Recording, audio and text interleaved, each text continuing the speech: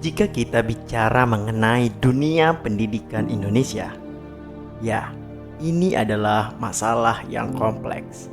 Mulai dari jajaran tertinggi hingga jajaran terendah dan juga murid-muridnya yang kurang inovatif dan juga problematika permasalahannya. Tentunya ini adalah masalah yang benar-benar very kompleks. Lantas, bagaimana yang seharusnya dibenah atau diulik mengenai pendidikan Indonesia? Kita kompas di Nalar Nilur.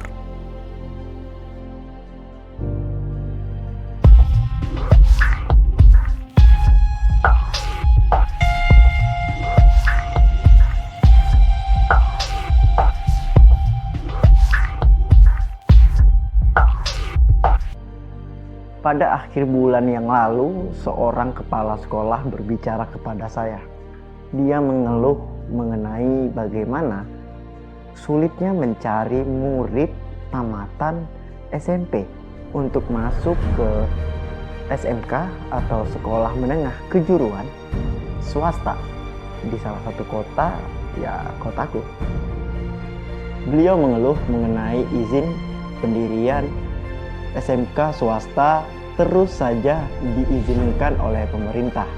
Namun pemerintah tanpa menghitung dan mengkalkulasi ada berapa jumlah tamatan SMP atau sekolah menengah pertama dan setingkatnya yang berada di kota tersebut.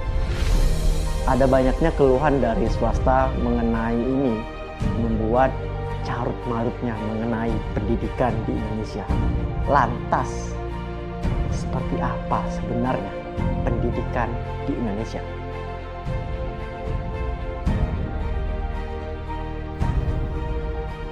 Sekarang, jika kita bicara mengenai masalah pendidikan di Indonesia, mungkin kita akan berpikir kurikulum. Sebenarnya tidak hanya kurikulum, tapi hampir seluruh elemen mulai dari sistem, perilaku pelaksana pendidikan, dan mereka yang mendapat pendidikan. Tentunya banyak sekali para penggiat dan pemerhati pendidikan mengatakan bahwa di dalam pendidikan kita semua dibentuk berdasarkan opini dan juga apa yang tertera di dalam buku atau kurikulum. Namun sebenarnya jauh lebih dari situ.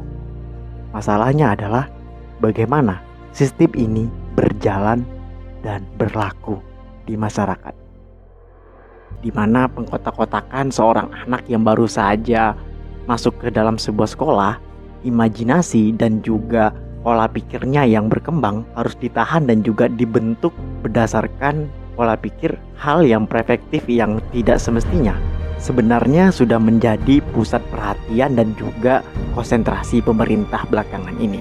Kurikulum baru yang dibuat oleh pemerintah, yaitu Belajar Merdeka. Ya, tentu kita sadar kesalahannya di mana. Kita juga sadar apa yang harus kita lakukan. Namun, kenapa pendidikan kita tetap tidak berkembang? Alias di situ saja.